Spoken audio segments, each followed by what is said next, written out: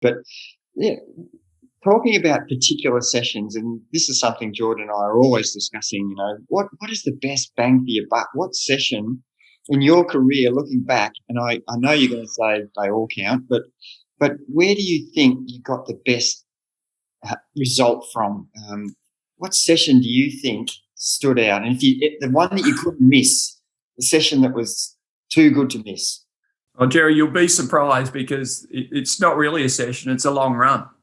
And if I tell people now, if you can only do one thing this week, and I tend to base my coaching around a week still, unfortunately it's 7 days, be nice if it was 8 just for synchronicity, but it's 7. So the long run on the weekend, it's vital. And obviously we used to do it on a Sunday because we'd have our club race on a Saturday afternoon. So we do the long run Sunday. Now it's more difficult because, lots of events are on Sunday mornings, but that long run is crucial. And I think probably the two things that I see is really important, and I don't think we race enough now. So racing's really important, and the long run. The problem is don't compromise the long run by racing too many Sundays. So it's a bit of a combination of, you do want to get that long run done because that forms the basis of your training. And I would always start my week on a Sunday and I would run 35K Sunday morning, 2.5 hours. And then I would run another 8 to 10K that night. So I got over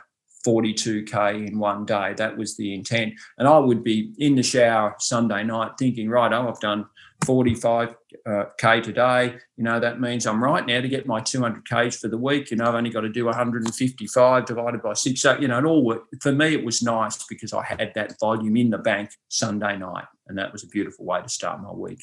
Do you think, Steve, looking back, there were periods where you overtrained yourself? Because, you're talking numbers that are obscene to most people who are listening here to run 200K a week, 250K a week, starting with 45K in the one day. Do you think looking back, it's easy in hindsight, I know, but were you happy with the way you progressed your training? Was it?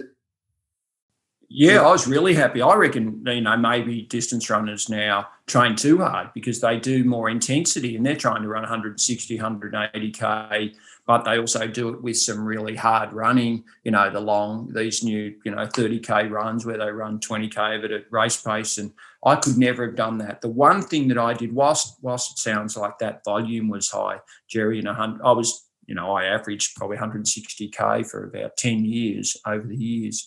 And that was the basis of my training. Most of that running was long, slow distance or LSD and 80, I work out, I did 6K on a Tuesday night in my fartlek or 7. We probably got closer to 7 in 20 minutes. And then Thursday I would do the 5K track session and Saturday morning 7K hill course. So 7, 6, 13 and 5's 18. So 182 out of my 200Ks was just running at, for me, it was jogging pace at 4:30. I was racing at 3-minute K. So for me to run at 4:30s, that'd be like saying to someone, you're a 5-minute K run leg or runner. So you should go out and do 80 or 90% of your training should be at 7.5-minute Ks.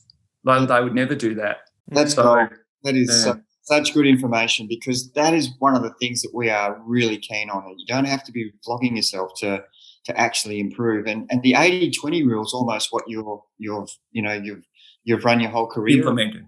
Yeah, pretty much. And one thing, when I did run hard, so those sessions, whilst they were only, and that's what people say, God, you only ran hard for 20 minutes on a Tuesday and only 10 of it was hard. The other 10 was meant to be jogging, but I was floating. And Thursday, only do 14 minutes. And then Saturday, the hill course was about 22 minutes. I go, that's not long enough. If you're doing 200Ks, you are so tired from the mileage that you're doing these little spurts of really quick running, and it teaches your body to be able to run fast off that tiredness. And that's my training philosophy right there.